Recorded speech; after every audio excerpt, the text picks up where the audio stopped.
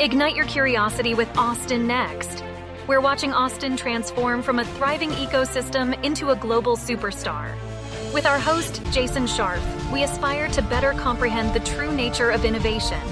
Together, we will uncover what makes a successful ecosystem and navigate the technologies shaping our future. Now let's dive into what's next.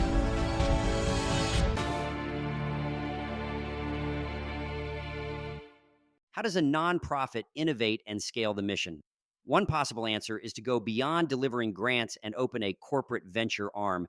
Joining me today is Alice Pomponio, Vice President of Innovation and Impact Investing at the American Cancer Society and Managing Director of BrightEdge, the ACS's mission-driven venture capital and impact investment arm. When I first met Alice at South by Southwest, my initial comment was, BrightEdge is weird but interesting. And those two words coupled together can be quite innovative. Alice is an impact investor, social innovation entrepreneur, and patient advocate with extensive experience in life sciences and business, coupled with her passion for the American Cancer Society's life-saving mission.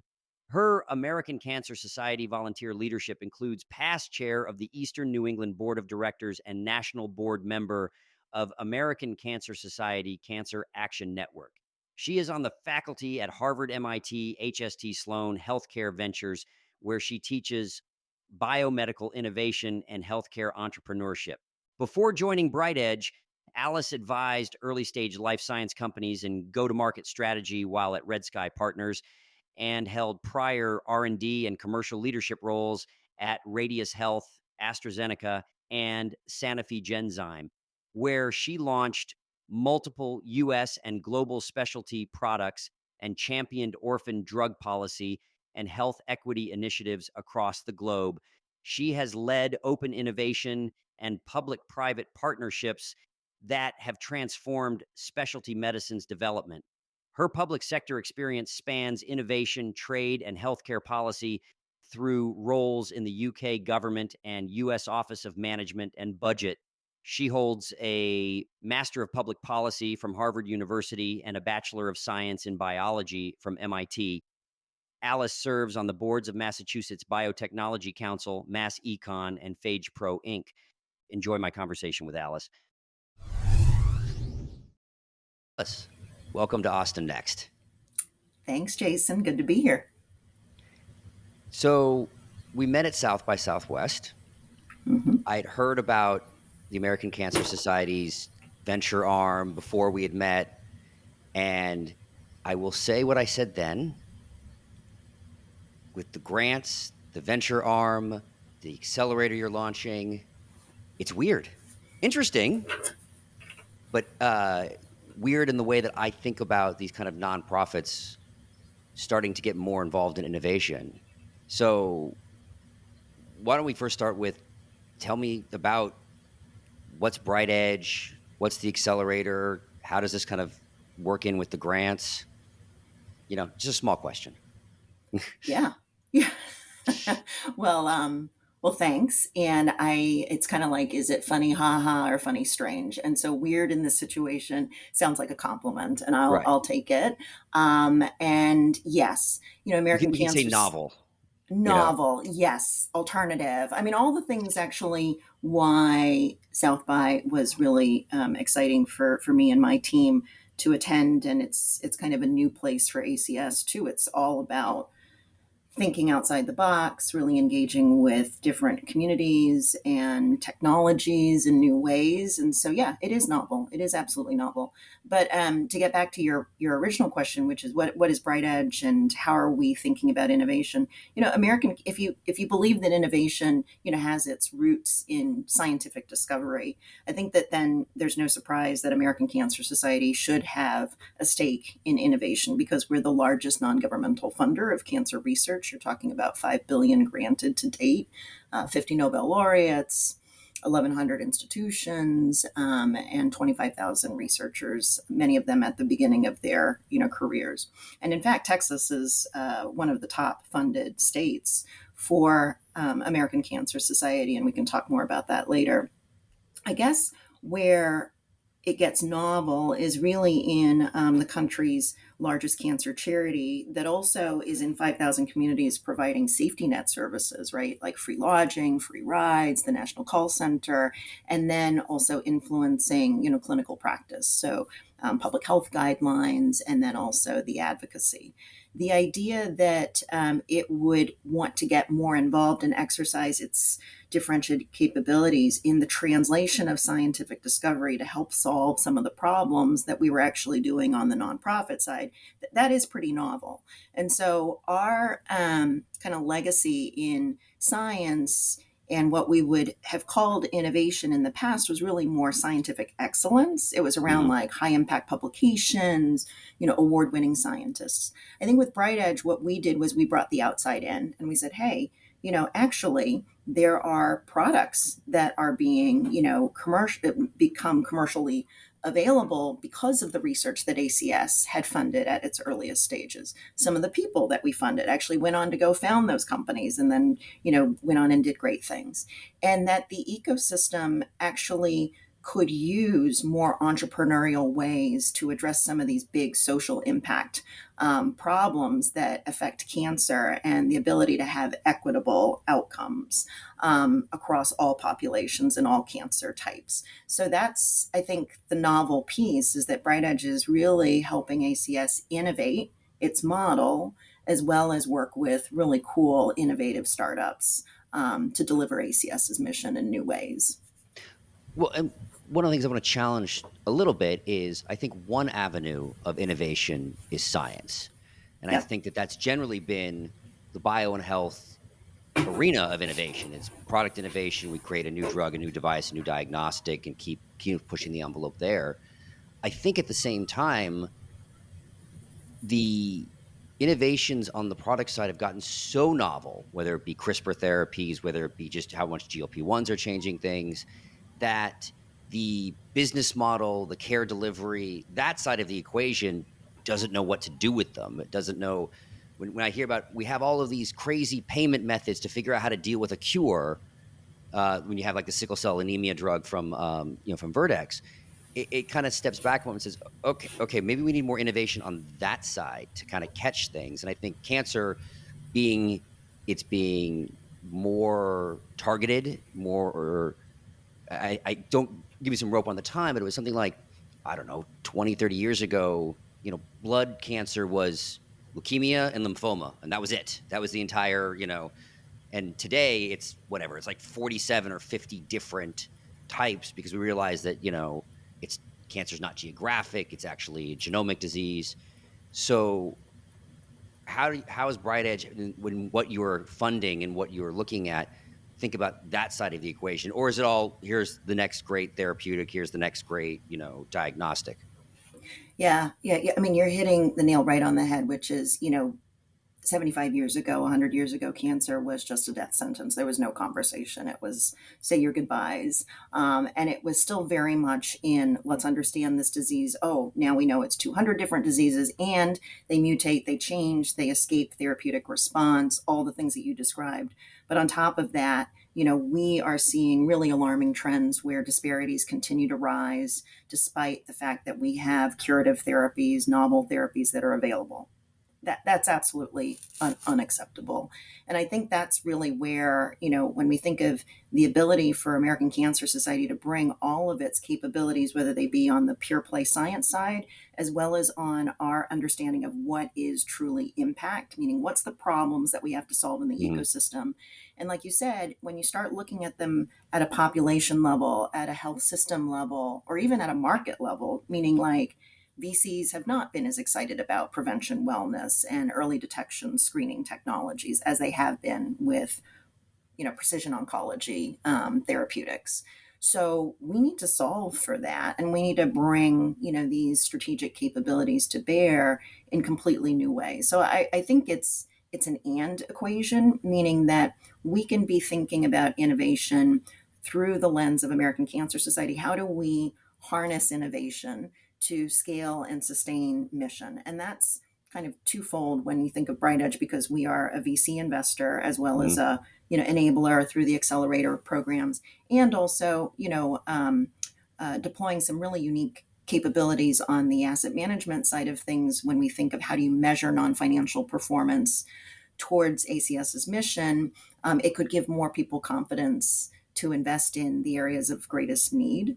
Then I think what you're seeing is we can deliver towards those goals, those clinical provider payer barriers by helping American Cancer Society bring in a alternative stream of income to be able to sustain a lot of the safety net programs that people depend on, hospitals depend on, patients depend on. We can also help drive mission delivery through really novel companies and actually completely break out of the mold of a philanthropically funded, charitable model where money comes in, money goes out through grants or through, the charity funded and run programs, and really not see any sustainability there because we know that the supply is not going to meet the demand. Right. So, getting into the specifics on BrightEdge itself, so how would you describe at the 10,000-foot level the thesis? What stage are you investing in? Check sizes, types of companies? Do you lead or follow? Yeah.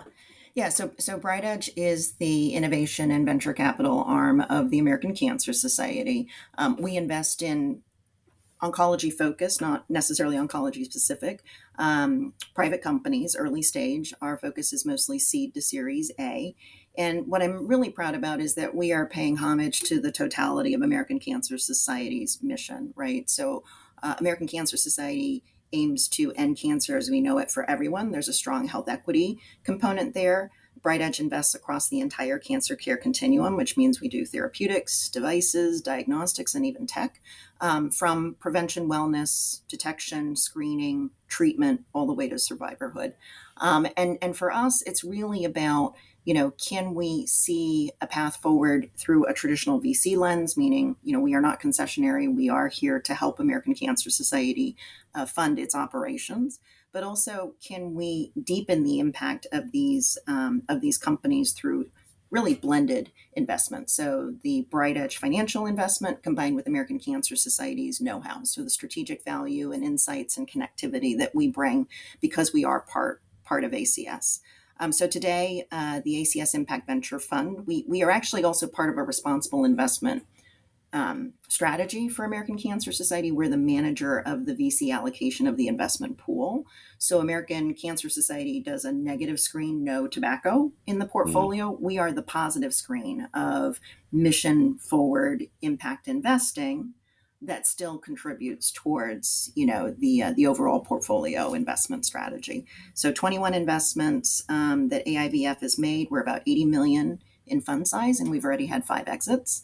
And all of those companies, thank you, ladder up to the impact that we're hoping to achieve for ACS broadly. I'm curious of the 5 exits, and given the time that you've been around, is there a theme around them? Has it all been like early stage success of therapeutics in phase 1 getting bought, or is it they're all different? How has it kind of looked? Because obviously what's exiting fast and success is obviously going to color what you do in the future. Yep.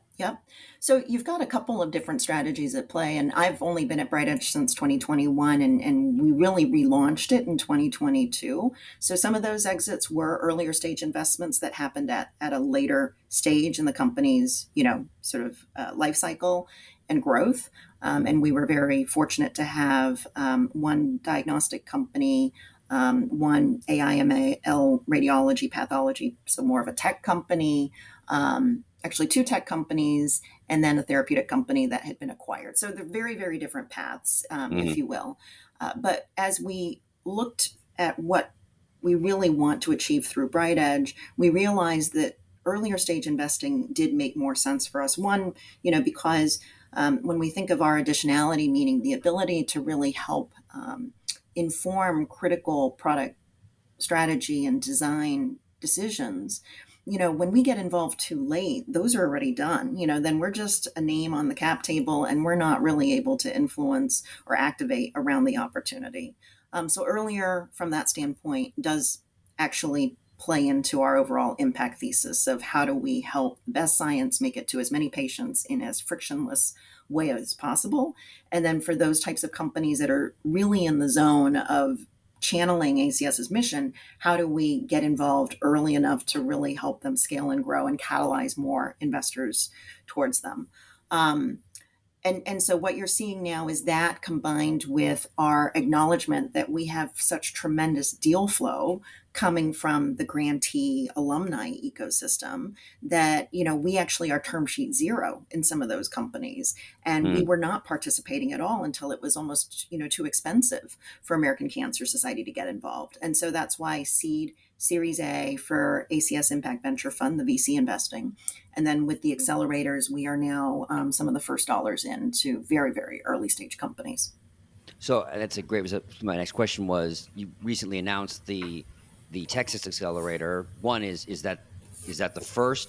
Do you have a number of other ones? And then how do you see the accelerator fitting into this whole thing? Yeah, yeah. I mean, so it is the first regional innovation hub for BrightEdge, and we're so excited and grateful to Lyda Hill Philanthropies and Lyda in particular for really seeing the opportunity and being a real thought partner for us. And so as we considered, obviously the missed opportunity, we had done analysis a couple of years ago and found that American Cancer Society touched over 60% of all of the venture-backed Series A to C deals in oncology worth over $10 million between 2019 and 2021, 60%.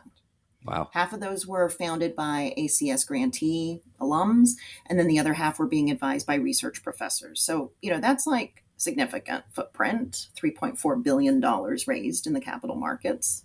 If we had participated in that, maybe our whole fundraising model, would have been transformed immediately.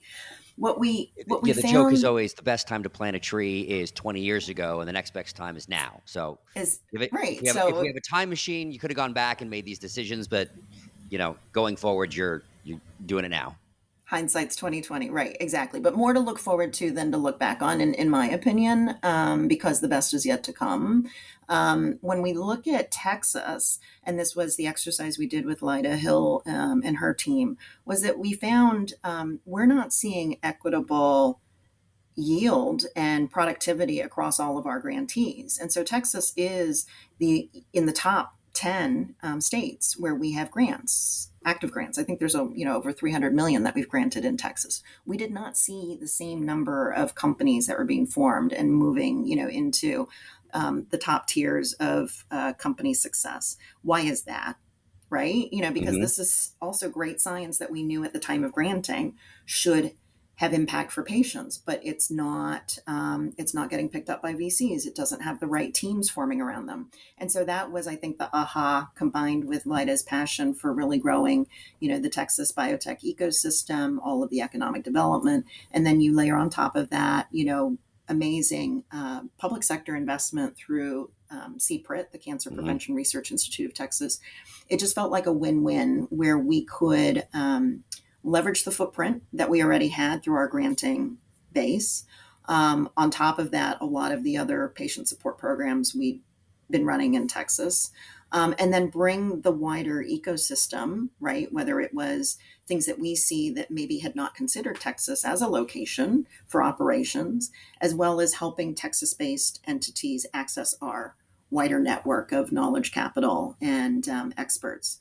So Lyda's gift allows us to set up a 2-year pilot program where we will be doing both academic grant funding for proof of concept to help scientists get it to a stage where it could be seriously considered by VCs, as well as invest in Texas-based companies for equity.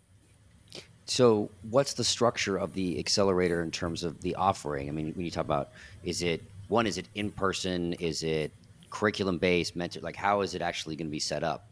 Or it could be in progress for all I know. It absolutely is in progress because we only announced the gift last year. We're in the process of announcing the team. The granting is going to lean, the grant review process is going to lean heavily on what ACS already does very, very well.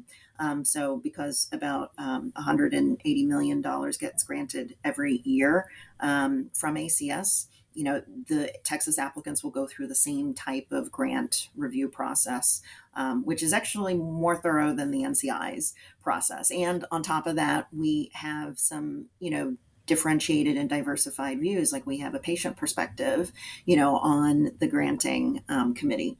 So any of the Texas applicants will go through that same process. They will just get funded from, a restricted pool of funds.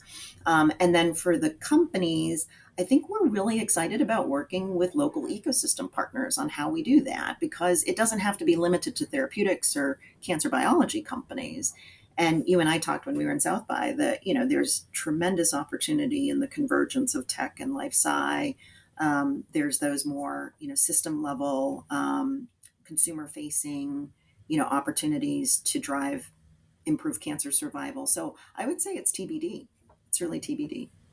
And how do you think about the then complete synergy between ACS granting, the accelerator, the VC fund? Is this basically a funnel? The way to think about it, where we're going to, most of the deal flow is going to be coming from the current grantees. In theory, they go through the accelerator, and then you go and fund them through the VC fund. Are they separate, really separate things that may have some interplay? How are you thinking about kind of as all the things come together? Yeah, yeah.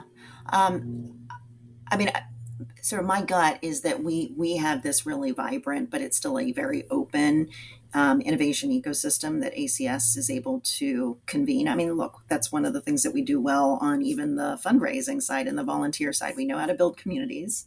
Sadly, cancer actually is a common enemy bonding moment. People like to come together around cancer. They'll probably like to come together around cancer and innovation and investing. And then we know how to, drive consensus. And so that's really informing great decisions. And whether it's our own investing or even helping, other investors, co-investors get excited about the things that we think are really cool. That I think is going to how this is going to play out. So for sure, we are engineering our own deal flow for BrightEdge ACS Impact Venture Fund investing. But I think we're also engineering great deal flow for others. And so I imagine it'll be like what we're seeing with the BrightEdge Entrepreneurs Program. That's not a place-based effort, that's nationwide, not limited to any one institution, and also not limited to ACS grantees, although about 50% of our entrepreneurs cohort are former grantees.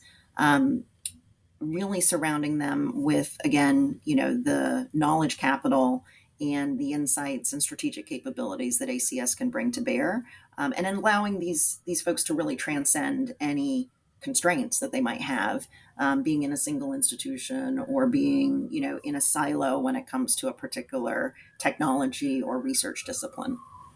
Well, you said that a lot of them, we think about the pure science, and I'm assuming that a lot of the grants are going to people currently within academic institutions.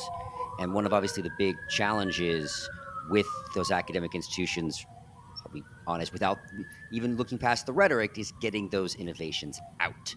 Right? Yeah. It's a process that's frankly a lot more difficult, I think, than it should be. How does ACS play into this? How is it one of these things like, hey, we've got a gravity on the other side. You need to be able to help get these things out of the institutions faster. Does the ACS grants themselves help in any way, or is it just everybody's kind of fighting that individual battle themselves? Yeah, I want to think about that a little bit more, because speed used to be, I think, the only gear that people would want to shift into, and it was all about faster progress, stealth companies. We have the IP, extending the patent life. I think all that still applies, because cancer patients can't wait, right? Mm-hmm. If you are in a situation where there is no commercially available treatment, then a clinical trial could be your standard of care. And it is just so, heart-wrenching. And we often say, even in our investing teams, that we always want to keep the patient in the room, because dollars that are going to work through these cool startup companies means that, a patient might not have access to rides or lodging that they might need, in their treatment battle today. So the speed is not the only kind of gear that we want to shift into, because it's also the intentionality, right? And being as specific as possible around what is the innovation bottleneck that these companies or technologies are facing. So absolutely, the fact that some technologies are stuck in universities and in labs because they don't have access even to these types of accelerator programs, right? So if you're at Harvard or MIT, you might have even your choice of accelerator programs and entrepreneur support. If you're maybe in, Texas or in Colorado, you might not have anything. And so now at least they have access to BrightEdge. I think beyond that, what we can do through our founder level support and the wraparound services is really give folks access to the networks. So that's going to help them with their connections, but also, have line of sight downstream and think around the corner in terms of what are some of those, provider, payer, even clinical development barriers that they should be thinking about in advance to help make that glide path towards commercialization more seamless. And then lastly, with American Cancer Society Cancer Action Network, a lot of times things get stuck because there's lack of belief or lack of, kind of market viability. And that's an example where our advocacy has actually created new businesses, new marketplaces. So navigation was never a reimbursed service. Now, with changes in legislation, navigation is reimbursed. And so now there's going to be all these companies that can actually sell navigation enablement products. So that would be an example of where we can be market shaping and market building on top of all of the, more traditional innovation support. How do you think about alignment of the goals of ACS versus the goals of the company? You mentioned that you were being measured on non-financial metrics as well, and so it comes a lot from my perspective of I'm slightly suspect, and this is from a place of knowing that things want to happen well, of non-profit oriented accelerators and the like, more because the metrics and the goals that people have aren't necessarily aligned. So the example I always like to give is, okay, if a city is creating a nonprofit accelerator, the metric that they're working off of is jobs created, while the startup is working off of, growth and value creation. Those two things could line up, but if I want to hire 1,000 people, the city will love that. The startup might not be the best things for it. So how do you think about that alignment, and what are those other metrics of success that you are looking at besides, pure financial returns? Yeah, yeah.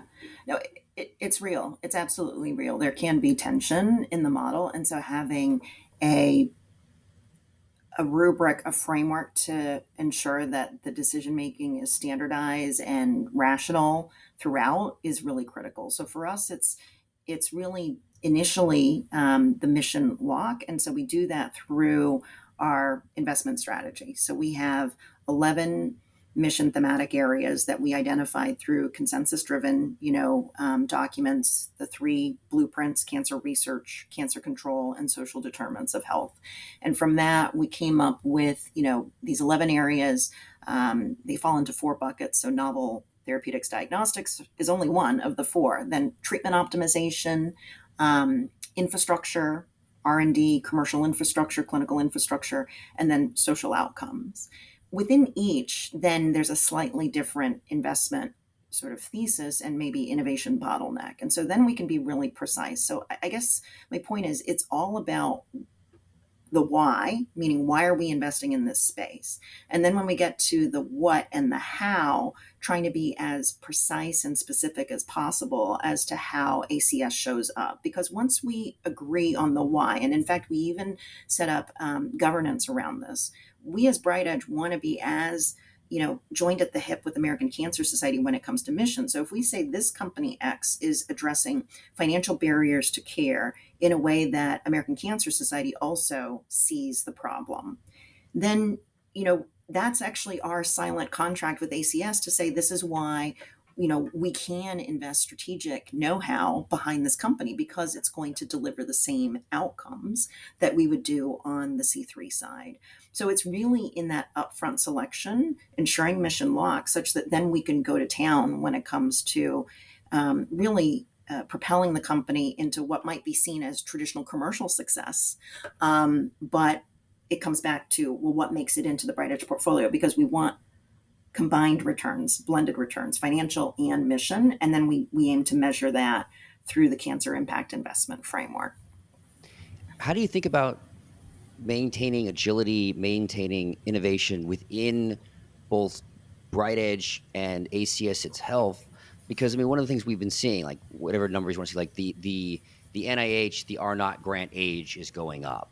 We're not necessarily funding cutting edge science as much just because it's not,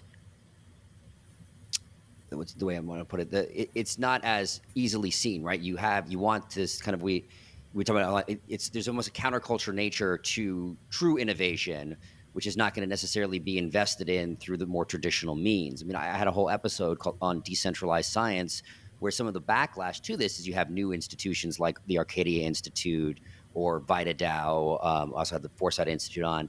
And so as ACS, I don't know off the top of my head how old ACS is, but I'm guessing it's at least 50 years, if not more. How we think about avoiding that sclerosis and that drift that happens as we're seeing just across institutions right now. Yeah. So American Cancer Society is 110 years old. Yeah. So, which is amazing. And with that comes, that brand household recognition, but also the integrity and that, depth of knowledge. I guess BrightEdge is that for ACS, right? The idea that we are not setting up bespoke programs that then are rolled out around the country. We're able to identify, screen, and filter through, our deal flow, some of the most up and coming technologies, invest in technologies, right? I think a lot of our resources are being put to general awareness on the American Cancer Society side. We can put them into specific companies, and the incentives, as you just described, are there because the market is very good at driving performance. The other investors around the table expect it. So I think the nimbleness really comes back to us having that compass and knowing where and when to strike, right? Like there's smart money in the room, there's dumb money in the room. We want to be the wise money in the room, right? We want to be able to say this is really a problem that's pretty well defined. And we have a lot of material insights about that. In fact, we even have some operating knowledge as to how we've had to fill a gap. And when it comes to us selecting companies, that gets pronounced. Then when it comes to how we might guide and mentor and shape those companies moving forward, I think it's nimble, but in a more stealth way. Yeah. Well, and then I also see how we deal with the larger organization. I mean, I hope what I'm saying is true. Given the bio-innovations that we are seeing going right now, I think the quote unquote cure for cancer, now whether that's early diagnostics like GRAIL, Freenome, et cetera, or that is targeted therapy, whatever subset of therapies and diagnostics coming together is within our sight. And so then the question is, when you think about mission-driven versus, again, that bureaucratic institution-driven, should that not say then, when we hit that, ACS throws a parade and goes away?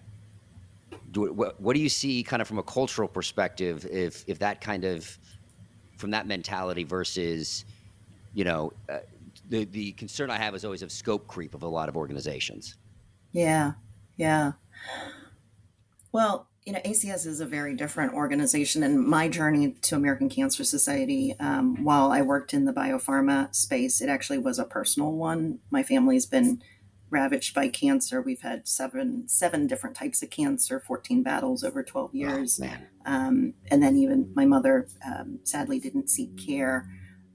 Standard of care would have been great, but she was uninsured at the time. So within one family, we've had huge disparities because of the type of cancer, when someone was diagnosed, where they lived, what they could afford.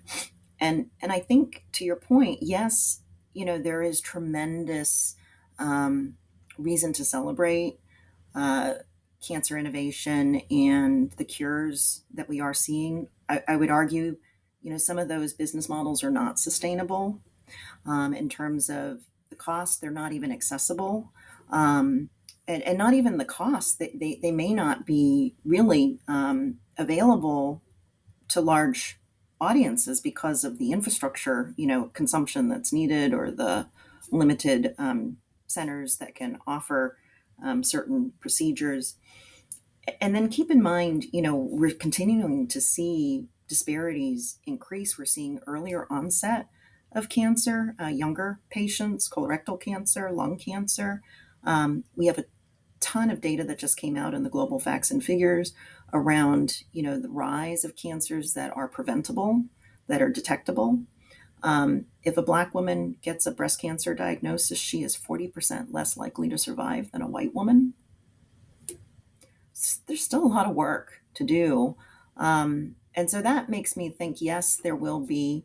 In fact, I almost want American Cancer Society's walks and galas to be just that, to be celebratory. And we do them for community building. We don't do them for, our operating budget. We do them because we can educate and we can convene community. I think moving forward, we do need to represent the unrepresented in innovation and investing, and find ways to democratize so that more great talent and innovation can go to some of the biggest challenges facing the most vulnerable and underserved populations. Well, and we are seeing, I think, this nonprofit change into how they approach innovation. Because I know that, like, the Cystic Fibrosis Foundation also has a venture arm. And so this seems to be something that people are starting to think about. Do you see this as a growing trend? I do, and I applaud all of the nonprofits that are thinking about how do they diversify, their financial base, their funding base. That's definitely a motivator. It was a motivator, the initial motivator for American Cancer Society.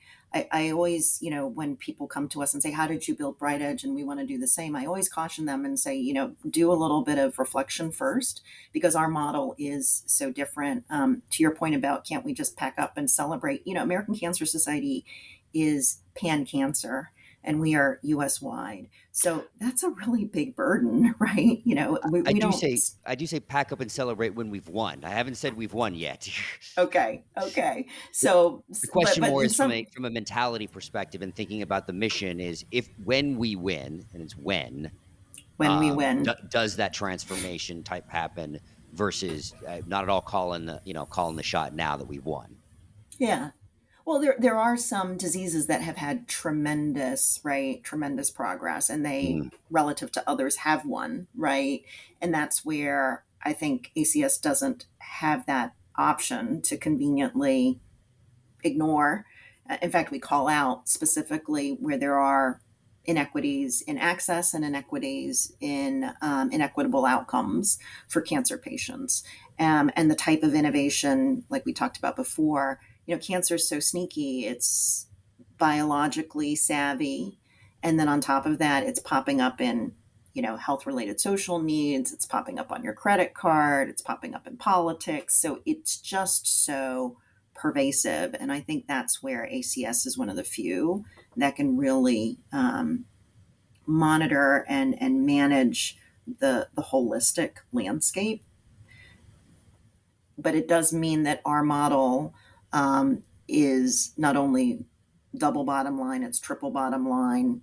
We're also trying to raise the bar in terms of what we measure for impact, and then really engage others so that they can do more of the right thing. So I want to pivot a little bit, or pivot back to with the Texas Accelerator, and the fact that you brought it here. I happen to think, in bias in this, that Texas is transforming into the next big biohub. I actually had people from J&J on, and the best line Mm, was, "Oh, it already is." And I was like, "Ah, I love that. I'm going to quote that." yeah. So as of the money coming in and the way that you're seeing it, I mean, how do you assess the overall biohealth ecosystem in Texas? Yeah. I mean, from at least the early research that we did in deciding, to set up the regional hub, we're very encouraged. I think that's a combination of all of what's already there, meaning, our own granting activity, the fact that you've got such tremendous public sector support for cancer prevention and research. You have $1 billion of venture capital, that's both local and also coming from afar. And then you've got, amazing talent. So it's just, almost going through that same exercise of, well, what's the bottleneck, and how can a player like American Cancer Society, BrightEdge, really catalyze, in areas of greatest impact. And I think also, just seeing what South by has done, and then flocks of people coming in for the San Antonio Breast Cancer Symposium. I mean, you really can be a hub for, much larger conversations. You yourself are a pretty large, geography. I always get shocked when you see the map and then how many states can fit inside I, Texas. I Um, will never forget when I moved here, and so we drove from Southern California, and somebody pointed out that El Paso is the halfway mark. oh my gosh, that's wild. That's wild. It is the biggest state in the continental US, right? Yes, yes. Right. I think Alaska is the only state that's larger, and obviously it's outside the 48. Right, right. That would be a long drive. Yes, I Yeah. don't think anybody really understands how big Alaska is at times. Yeah. I guess it all also comes back to mentality and the hunger and the appetite to do big things and big things differently. So that would be, if you ask me what gets me excited. And now you have ARPA H there. So it's Texas for Texas and then Texas for the wider ecosystem. I'm very optimistic as to what we'll be able to do there over the and next 2 years.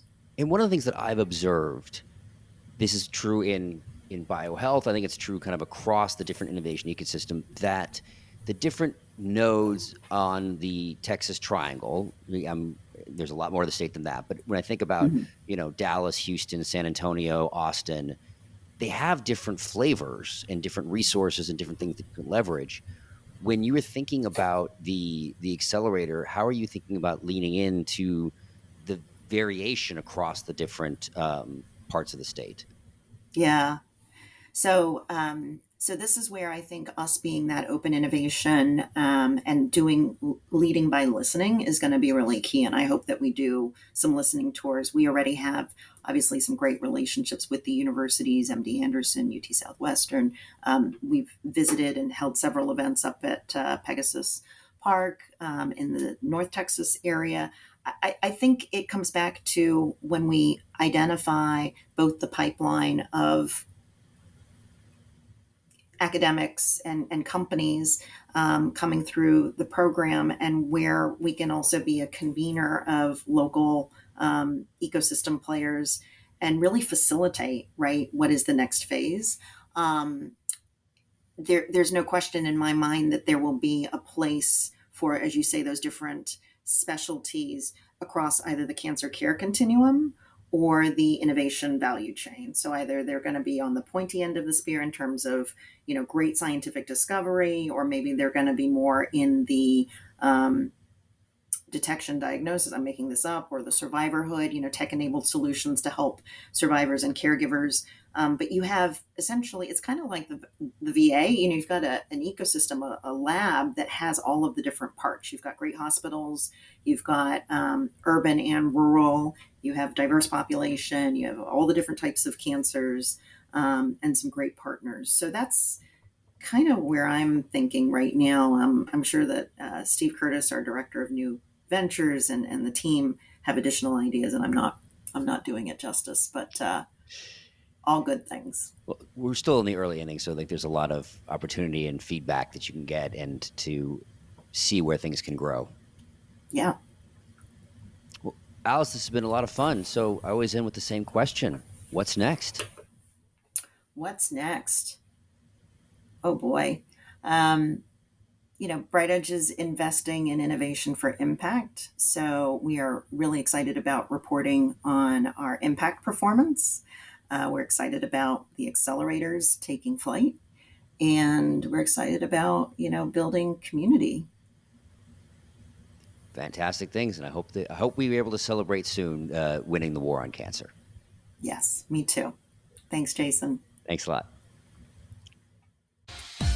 So what's next, Austin? We're glad you've joined us on this journey. Please subscribe at your favorite podcast catcher, leave us a review, and let your colleagues know about us. This will help us grow the podcast and continue bringing you unique interviews and insights. Thanks again for listening, and see you soon.